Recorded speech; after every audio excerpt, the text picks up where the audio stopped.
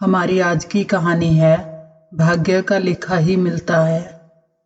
एक दिन माता पार्वती भगवान शिव के साथ आकाश मार्ग से कहीं जा रही थी।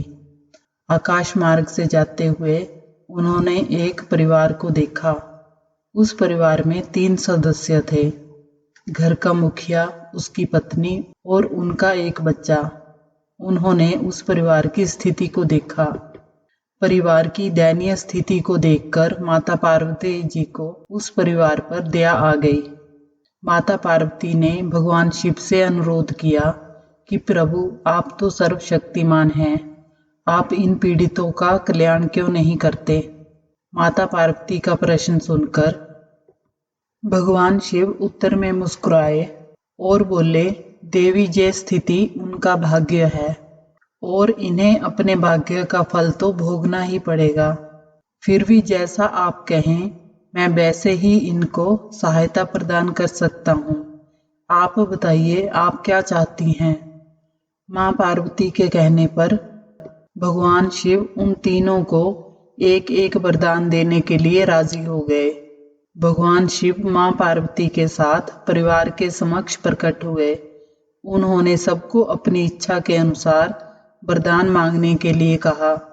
महिला और उनका परिवार ये सुनकर बहुत खुश हो गया।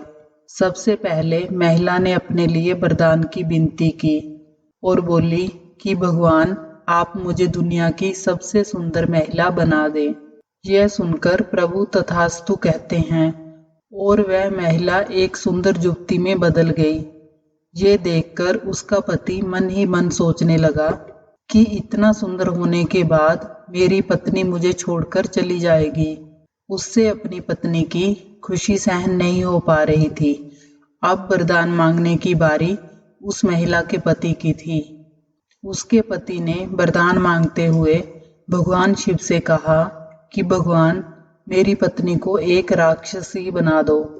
प्रभु के तथास्तु कहते ही वह महिला सुंदर युवती से एक राक्षसी बन गई। उसके पति की ये इच्छा भी पूरी हो गई। उनका बच्चा अपनी माँ का राक्षसी रूप देखकर रोने लगा। उसे वरदान मांगने को कहा तो वह बच्चा रोते रोते बोला, भगवान, मेरी माँ जैसी पहले थी उसको वैसा ही बना दो। उसकी माँ अपने असल रूप में वापस आ गई। तीनों वरदान भी मांग लिए गए, पर स्थिति वैसी की वैसी ही रही।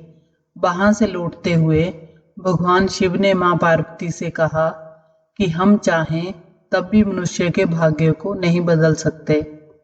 सबको अपने अपने कर्मों का फल जरूर मिलता है। कर्मों का फल इस जन्म में नहीं तो अगले जन्म में जरूर मिलता है। भगवान शिव कहते हैं कि इसलिए मैं किसी के भाग्य में हस्तक्षेप नहीं करता। जैसा मनुष्य का कर्म होता है वैसा ही उनका भाग्य बनता है। दोस्तों, भाग्य हमारा भूतकाल है, उन्हें बदला नहीं जा सकता, लेकिन अपने वर्तमान कर्म से भविष्य को बदल सकते हैं।